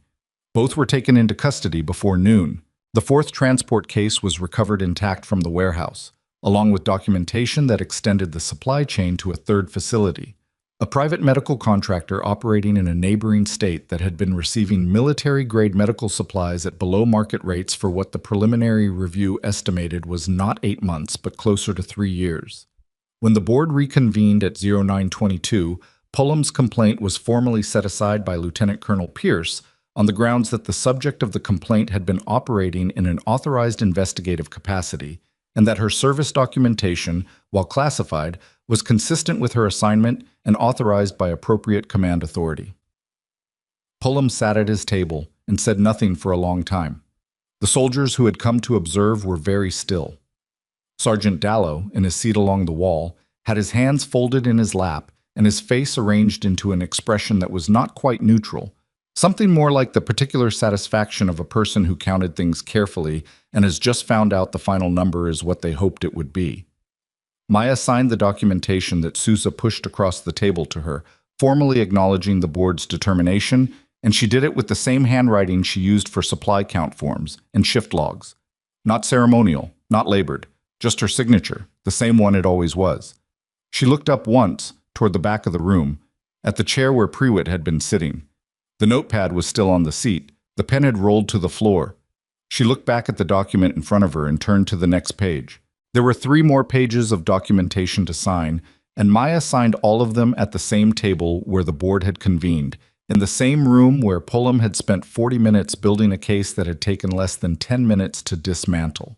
Not violently, not dramatically, just methodically, the way you dismantle something that was never built on solid ground. Lieutenant Colonel Pierce remained in the room while she signed, which was procedurally correct and personally awkward in the specific way it's awkward to sit across from a senior officer who has just presided over a proceeding that turned into something significantly larger than what was on his calendar. He was a careful man, Pierce. She could see that in the way he handled the paperwork, the way he'd managed the transition when Tron walked through the door, not flustered but recalibrating in real time, keeping the institutional machinery running even as the context around it shifted completely. For the record, he said, when she reached the final signature line, the board's determination is unconditional. There are no qualifications, no notations, no pending review. I understand, Maya said. Your service documentation, once the classification level permits, will be updated in the official record. That may take a while, she said. Yes, Pierce said. It usually does. He collected the signed pages with the efficiency of a man who deals in paperwork and has made his peace with it. Is there anything you need from this office in the interim? Maya thought about that for a moment, not performing consideration, actually considering. A written copy of the board's determination, on official letterhead, with your signature. You'll have it by end of day. She nodded, closed the folder, and stood. The hallway outside the hearing room had the quality of a space that has recently held more tension than hallways are designed for and is in the process of returning to normal. 3 of the junior soldiers who'd been in the observer seats were clustered near the stairwell with the slightly dazed look of people who'd attended what they expected to be one kind of event and had experienced something considerably different. They stopped talking when Maya came through the door. She walked past them without stopping, and one of them, a young private she recognized from Pullum's unit, a kid named Alvarez, who had been among the ones laughing in the yard on the day the tattoo appeared, said her name. She stopped. He was 20 years old and visibly uncomfortable in doing the thing young people do when they owe someone something and aren't sure how to begin it. He stopped. Started again. The yard. When Pullum said that stuff and another stop. I'm sorry, I didn't know. Maya looked at him. He meant it. She could see that. It was imperfect and insufficient, and it was real. I know you didn't, she said. That's kind of the point. She kept walking. The point. She turned that over as she went down the stairs because it was actually the thing, not the apology, not the acknowledgement, but the fact that ignorance and cruelty could occupy the same action simultaneously, and the person on the receiving end had to absorb both without being allowed to explain the difference to the room. That was the particular weight of it. Not the laughter itself, but the isolation of knowing something that the people laughing didn't know and couldn't be told yet. Sitting with that, day after day, while someone built a formal case against you out of their own misunderstanding. Keeping the work clean when the environment wasn't. She was human enough to admit, to herself at least, that there had been moments in the past 3 weeks where the isolation had been harder than the professional task. Moments in her quarters at night, not the strategic nights, but the ordinary ones, when she'd been tired in the specific way that has nothing to do with sleep and everything to do with the accumulated weight of being seen as something smaller than what you are. That was the part nobody documented. Sergeant Dallow was waiting near the bottom of the stairwell. He'd clearly positioned himself there deliberately, which was characteristic. Dallow did almost nothing accidentally. How bad is Prewitt? He asked. Not good morning, not well done, just the next thing. 3 years minimum if it stays federal. Probably more when the Fort Hale connection is fully prosecuted. She kept walking. He fell into step beside her. The contractor in the neighboring state. That's going to take time to fully unwind. It's a larger operation than what was visible from the Vance Point end. 14 years, Dallow said. At least. And nobody caught it. Fort Hale came close. The witness recanted. She paused. Some things survive longer than they should because they're too boring to look at carefully. Supply logistics. Inventory numbers. Nobody gets promoted for catching a barcode discrepancy. Dallow was quiet for a moment. You counted shelves for 3 weeks. It was the job. It was more than the job. She didn't respond to that, which he seemed to accept. They walked together through the connecting corridor toward the medical wing, and the morning light was coming through the narrow windows at an angle that turned the institutional linoleum into something briefly less ugly, and Maya noticed it the way she always noticed small things when large things had just resolved. The specific return of peripheral vision after a period of necessary focus. The inventory's going to need a full audit, she said. Every category, not just the ones I identified. Prewitt had access for 2 years. There may be discrepancies I didn't find. I'll start it Monday, Dallow said. I'll help. He looked at her sideways. You're still here Monday? I've got at least 2 more weeks on the posting. The investigation documentation needs to be formally closed, and TransUnit needs secondary verification on several of the transaction records. She paused. And Rourke's stress fracture follow-up is next Thursday. He's going to try to start running again too early. Someone should be there when he attempts it. Dallow almost smiled. It was a small almost, but it was there. Medical staff stays to the end. Medical staff stays to the end, she agreed. The formal consequences for Major Alan Prewitt began to land in the days following the board, and they landed with the particular institutional weight of consequences that have been a long time building. The first charge was filed through the Judge Advocate General's office on the Monday after the board. Conspiracy to commit theft of government property, federal threshold, which carried mandatory minimums that Prewitt's legal representation would spend considerable time trying to negotiate around. The second charge followed Tuesday. Obstruction of a prior military investigation, referencing Fort Hale, which meant the case now formally connected 2 installations and extended the prosecutorial timeline, but also extended the evidence base significantly. Prewitt's legal team filed for a change of venue, which was standard. They argued that the Vance Point proceedings had been tainted by the manner in which the investigation was conducted, specifically by the use of a covertly placed investigative asset without formal notification to Installation Command. This argument was evaluated by the JAG office, which determined that the placement had been properly authorized at the Major General level, and that the lack of Installation Command notification was itself part of the authorization, designed to prevent compromising the investigation, given that the subject of the investigation occupied an Installation Command position. The venue change was denied. On Wednesday, the private medical contractor connected to the warehouse was served with a federal search warrant, and agents from 2 agencies spent 11 hours in the facility documenting 3 years of below-market supply acquisitions. The contractor's director, a woman named Patrice Goodall, who had, according to the early documentation, genuinely believed the supply chain was legal, that Prewitt's operation was some form of authorized surplus redistribution, cooperated fully and immediately, which was either an indication of actual innocence or excellent legal advice, and probably both. Goodall's cooperation produced the records that confirmed the 3rd year of the operation, the year before Prewitt arrived at Vance Point, when he'd been running a predecessor version of the scheme from a temporary duty posting that had lasted 9 months and left a paper trail so faint it had required Goodall's purchasing records to fully reconstruct. 14 years, as Dallow had said. Maybe more. Price pled out on the Friday of this following week, accepting a reduced charge in exchange for a full account of his role in the operation. His statement confirmed what the physical evidence had already established, that he had been recruited by Prewitt 18 months into Prewitt's Vance Point posting, given a specific role in the physical logistics of the supply movements, and paid through a shell company payroll that Prewitt had constructed with the same layered care he'd applied to everything else. Price's statement also identified a 3rd soldier, a maintenance sergeant named Holloway, who had been transferred out of Vance Point 4 months prior, the timing of which now made considerably more sense. Holloway was located and charged the following week. Was not charged. This was not a gift. It was a determination based on evidence, which was the only basis that mattered. The investigation found no documentation, no transaction, no communication that placed Pullum inside the supply operation.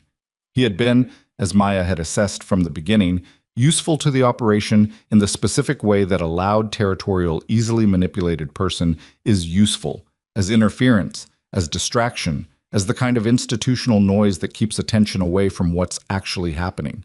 He had not known what he was covering. He had known enough to be unpleasant, and that was the extent of it.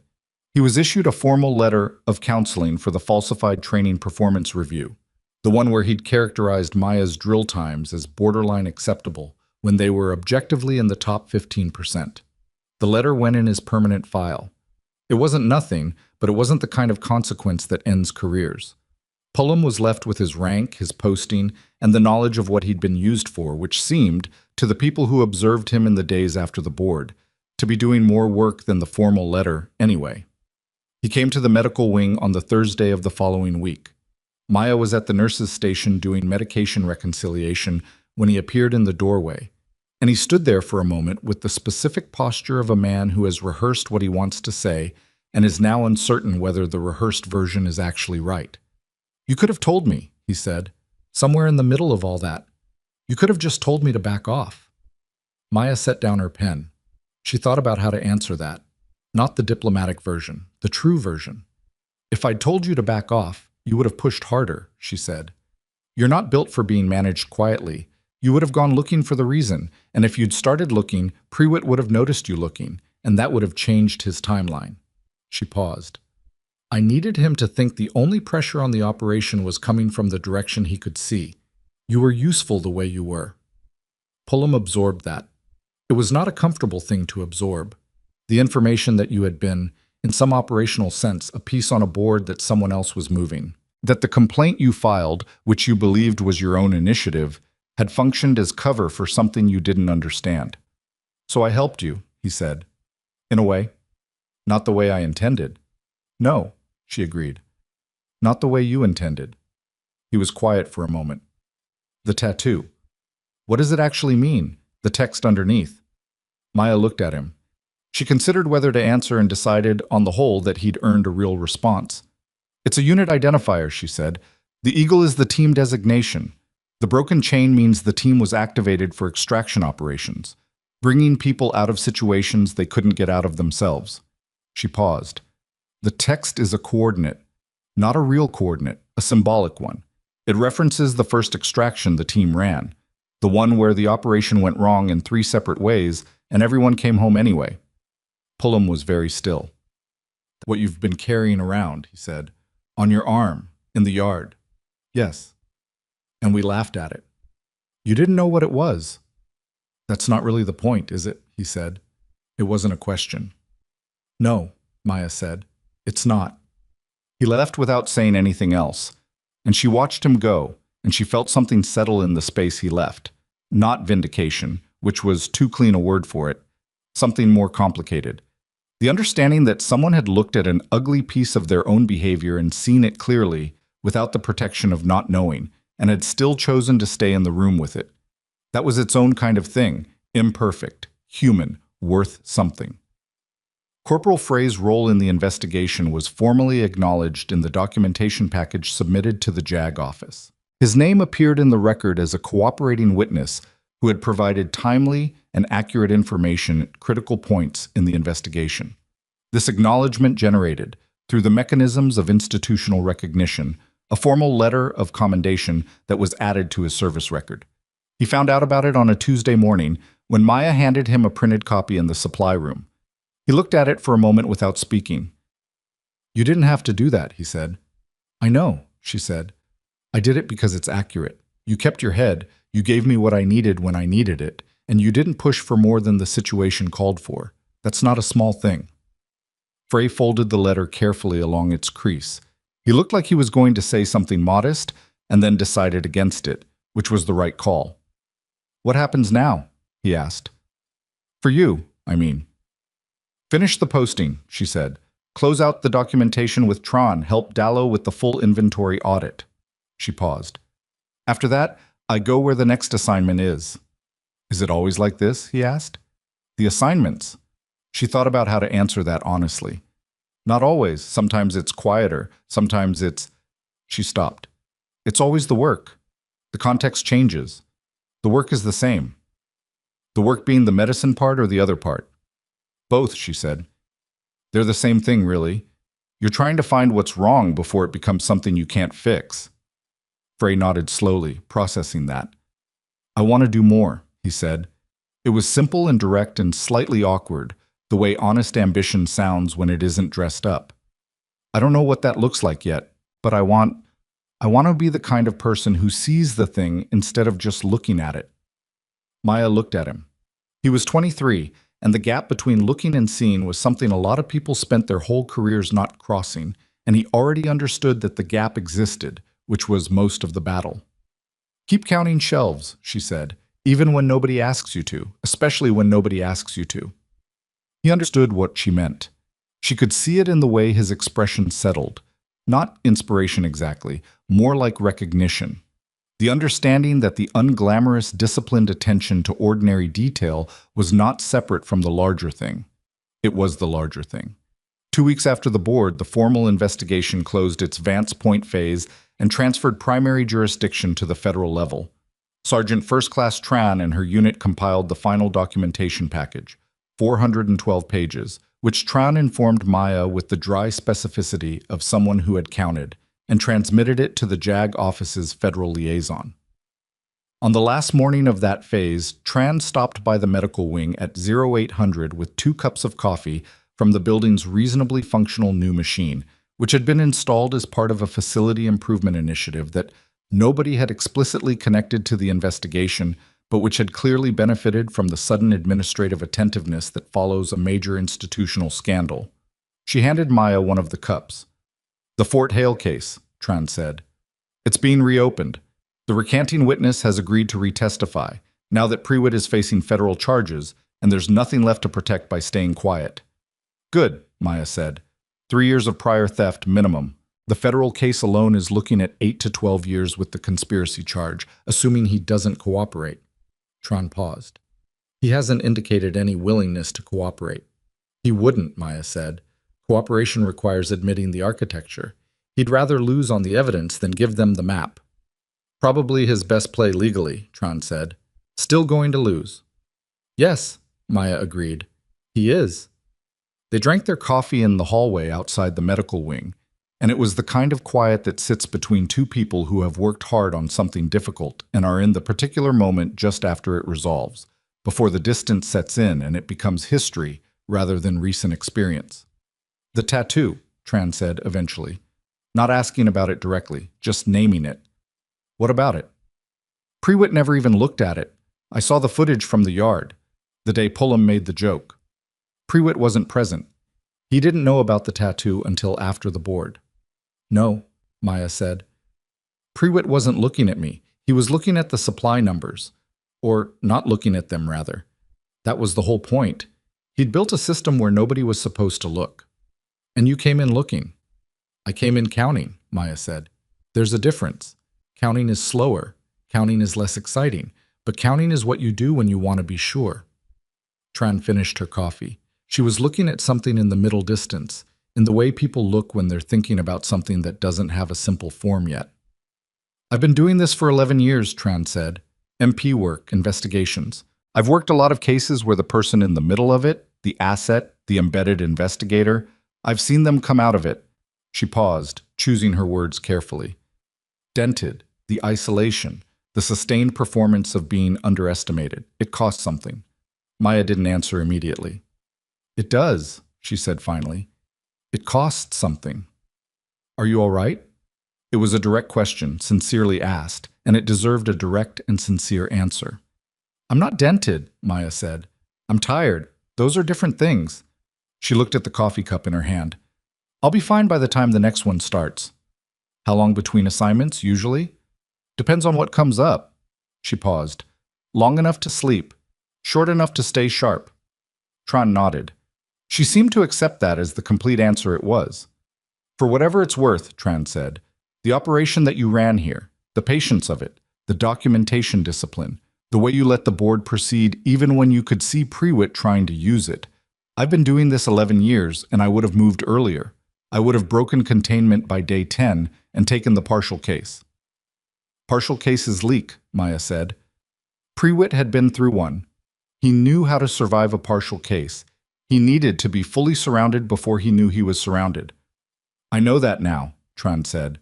I didn't know it going in. She took the cups, dropped them in the recycling bin at the end of the hall, and walked back toward the east building with the purposeful stride of someone whose next task was already loaded. Maya watched her go, and then she went back inside. Major Conrad Briggs came to her office, the small supply requisition office she'd been borrowing for private calls, which had unofficially become hers over the past 3 weeks.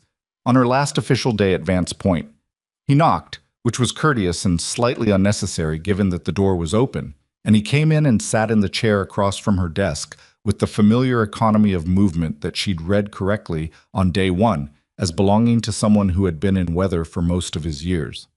Transfer order came through, he said. You've been cleared to proceed to your next posting. Administrative hold is lifted. Thank you, she said. DoD sends formal acknowledgement of the investigation outcome. Major General Ferraro specifically. He paused. That's not standard language. Ferraro doesn't send personal acknowledgements. I know Ferraro, Maya said. Briggs looked at her. Of course you do. She almost smiled.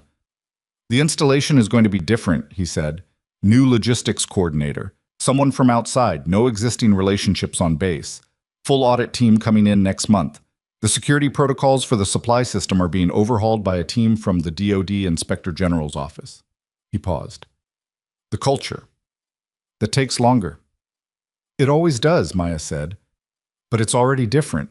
The people here saw what happened. That matters, even if they don't talk about it much. People change faster than institutions, and institutions change because people change. Just slowly. Briggs was quiet for a moment. When Pullum made the joke in the yard, the first one, I saw your face. Maya waited. You had already been there. What, 4 days? He shook his head slightly. 4 days in and someone's making you the punchline of a joke in the training yard, and you just kept walking. There was nothing useful about reacting, she said. I know, but still. He looked at her directly. That kind of thing sits somewhere, even when you don't react. It sits somewhere. She held his gaze. He was right, and she wasn't going to tell him otherwise, because the truth was that he was right and it did sit somewhere, and the somewhere was a particular internal location that she'd learned to acknowledge without living in. You don't have to be comfortable with the weight to carry it cleanly. You just have to know where it is so it doesn't shift. It does, she said. And then you close the case and you let it be what it was, and you move. Does that get easier? He asked. Not rhetorically, actually asking. Some of it, she said. The professional part gets easier. The human part is just the human part. It doesn't get easier. You just get more practiced at not confusing the two. Briggs nodded. It seemed to satisfy him. Or not satisfy him exactly, but settle something. The kind of answer that doesn't make you feel better but helps you understand the shape of the thing you're dealing with. He stood, extended his hand, and she shook it. Good work, Sorrel, he said. Not formally, just directly. Thank you for the phone call, she said, after the yard. I recognize the tattoo, he said.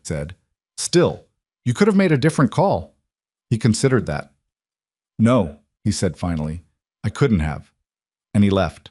She sat in the small office for a few minutes after he was gone, in the quiet of a space that had held a lot of urgency and was now just a room with a desk and a chair and a window that looked out onto the administrative parking lot where the same cars sat in the same spots they sat in every weekday. She thought about Private Rourke, who had shown up for his follow-up appointment on Thursday with the slightly sheepish expression of someone who had absolutely attempted to run on the stress fracture and had absolutely regretted it immediately. She had redressed it without saying I told you so, because that was not the job.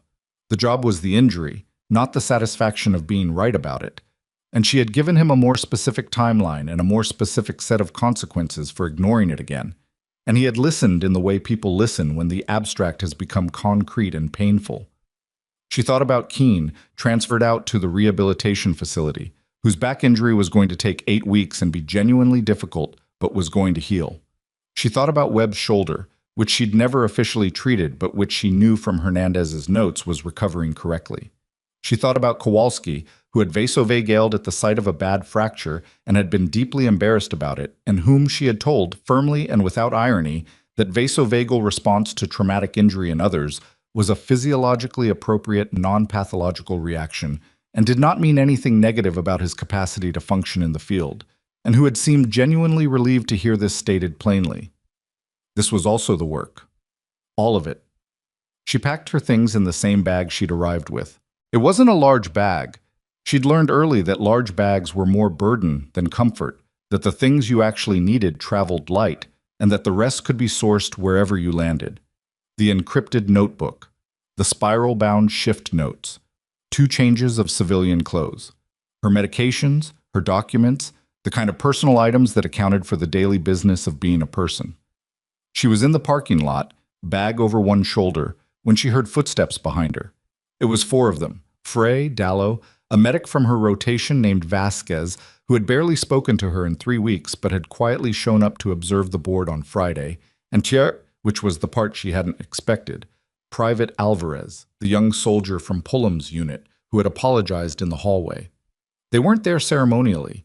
They were just there, the way people show up when someone is leaving, and there isn't a formal structure for acknowledging it, but doing nothing feels worse. Dallo said, "Audit starts Monday."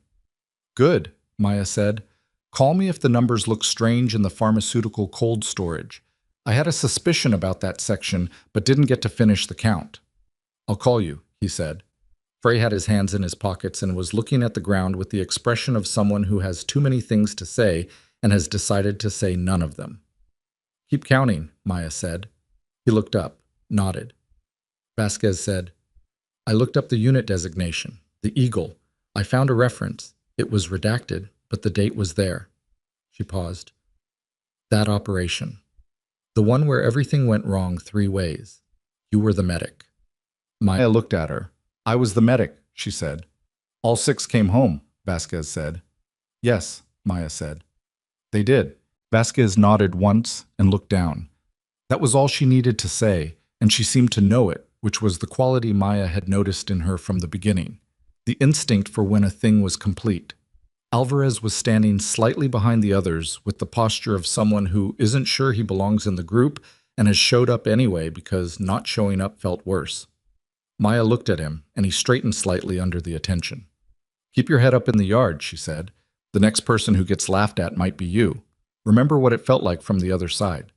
He said, "Yes, ma'am," quietly, with the specific quality of someone who means it and knows they're going to need to work to keep meaning it, which was actually the right way to mean something. She walked to the government sedan, put her bag in the back, and got in. She didn't look in the rearview mirror when she drove out of the lot, not because she was cold about it, or because the people behind her didn't matter, but because looking back is how you drive off the road, and she had a long drive ahead, and the next thing was already waiting. 3 weeks of being treated as invisible. 3 weeks of carrying knowledge that couldn't be shared, of absorbing contempt that couldn't be corrected, of doing the job inside conditions that were designed, whether intentionally or not, to make the job harder, of counting shelves when nobody was watching, of holding the shape of the plan when the plan was being pressured from every direction.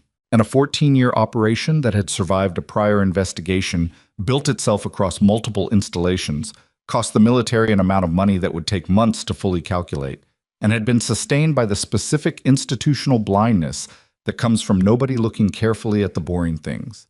The inventory counts, the access logs, the barcode numbers, the line items that don't add up. Stopped by a nurse who counted shelves. She thought about that as she drove, the gray October landscape moving past the windows, the installation disappearing in her peripheral vision as the road curved. There is a particular kind of strength that doesn't look like strength from the outside. It doesn't announce itself. It doesn't demand recognition in the moment. It shows up on time and does the job and holds the line and waits, not passively, but with the active patience of someone who understands that the right moment has a shape, and that forcing it before it arrives changes the shape, and that the work done quietly in the hours before recognition is the thing that makes the recognition mean something when it comes. The tattoo on her arm was faded at the edges and precise at the center, and it stood for a night when everything went wrong in three directions simultaneously, and she had made decisions under conditions that didn't allow for perfect decisions, only best available decisions, and had brought 6 people home. Not cleanly, not without cost, but home. That was the broken chain, not a failure, a thing that had been bound and was no longer. The road ahead ran straight for a long time before it curved again. Maya settled into the drive. Wherever the next assignment was, the work would be the same, the medicine and the other part, which were the same thing, which was always the same thing. Find what's wrong before it becomes something you can't fix. You don't have to be seen to matter. You don't have to be loud to change things. You don't have to wait for someone to acknowledge your value before you act on it. Sometimes the most dangerous person in the room is the one everyone has already decided isn't worth watching. And sometimes the tattoo they laugh at is the proof that justice was already in motion before they ever saw it coming.